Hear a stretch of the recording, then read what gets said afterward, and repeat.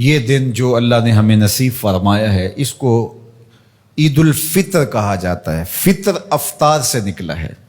جس طرح ہم روزانہ روزے کو افطار کرتے ہیں، وہ تو ہر روز کے روزے کا افطار ہے، اور یہ عید الفطر جو ہے یہ پورے مہینے کے روزے کے افطار کے مترادف ہے۔ اس لیے اس کو عید الفطر کہا جاتا ہے کہ جو پورا مہینہ ہم روزے رکھے، عبادات میں رہے، تو آج اللہ نے ہمیں افطار کا دن نصیب فرمایا۔ اور پورے مہینے میں اللہ جو ہمارے اوپر نعمت نازل فرماتا ہے، عید الفطر جو ہے وہ اللہ سے ان محنتوں کا ثمرہ لینے، عیدی لینے کا دن ہے۔ تو اس لیے اس دن کو لہو و لعب میں گزارنا نہیں چاہیے۔ یہ بازاروں کے لیے عید نہیں ہے، یہ عید آوارگی کے لیے نہیں ہے، یہ عید اس لیے نہیں ہے کہ جو ہم نے پابندیاں پورے مہینے میں جو رکھیں تو ان ساری پابندیوں کو اب توڑ دیں۔ وہ سیکھنے کا موقع تھا، اب اس پر عمل پیرا ہونے کا موقع ہے۔ ہمارے رب نے ہماری آزمائش کی، ہماری پرکھ کی کہ میرے بندے ایک مہینہ رکنے کے بعد اب کیا ان کا مزاج پیدا ہوا ہے کہ وہ واقعہ ہی میرے احکام پہ عمل پیرا ہو جائیں۔ میں نے کہا کھانا نہیں ہے تو مرغن غذا موجود تھی، پاکیزہ طاہر غذا موجود تھی، انہوں نے نہیں کھایا۔ میں نے کہا پینا نہیں ہے، انہوں نے ٹھنڈا میٹھا مشروب دستیاب ہونے کے باوجود، چاہے آب زمزم بھی ہو، تو انہوں نے ایک گھونٹ نہیں لیا، میرے حکم کی تعمیل کی۔ تو ایک مہینے تک میں نے حلال کاموں سے بھی ان کو روک کے رکھا۔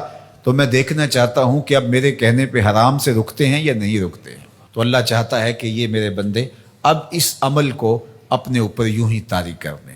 لیکن اگر ہم نہیں کرتے، جہاں تھے پھر وہیں کھڑے ہو گئے، تو اللہ تعالیٰ نے فرمایا کہ اس عورت کی طرح نہ ہو جانا جو اپنے سارے دن کا کاتا ہوا سوت شام کو ٹکڑے ٹکڑے کر دیتی ہے۔ وہ ایک خاتون تھی، وہ سارا دن سوت کاٹتی رہتی اور شام کو اپنے ہاتھ سے کاتا ہوا سوٹ ٹکڑے ٹکڑے کر کے ریزہ ریزہ کر دیتی اور اپنی ساری دن کی کمائی یوں برباد کر دیتی۔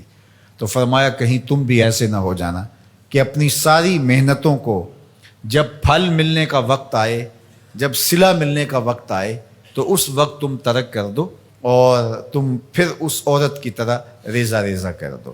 تو رمضان ہمیں سکھاتا ہے کہ ہم بقیہ زندگی بھی ایسے گزار سکتے ہیں۔ اور کسی نے کہا کہ اگر ساری زندگی رمضان کی طرح گزارو گے تو تمہیں آخرت عید کی طرح ملے گی۔ تو اس لیے اپنی زندگی کو رمضان کی طرح بسر کرو۔ حضرت داتا گنج بخش علی حجویری علیہ رحمہ اپنے شیخ ابو الفضل الختلی سے روایت کرتے ہیں، فرماتے ہیں کہ الدنیا یومن ولنا فیہا صومن، دنیا ایک دن کے برابر ہے اور ہم روزہ رکھ کے گزار رہے ہیں۔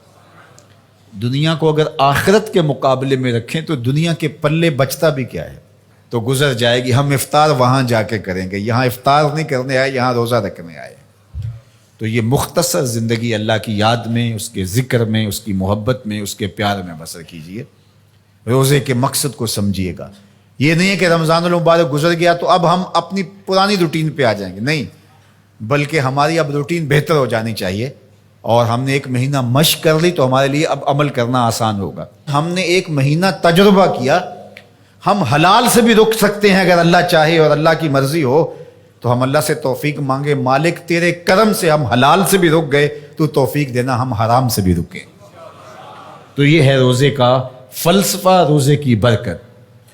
اب یہ یوم الفطر جو ہے یہ افطار کا دن ہے، یہ شکرانے کا دن ہے، یہ اللہ کی بڑائی بولنے کا دن ہے، اور غرباء کو، مساکین کو، اپنے ہمسایوں کو، عزیزوں کو جو مالی طور پہ مستحکم نہیں ہیں، ان کو عید کی خوشیوں میں شامل کرنے کا دن ہے۔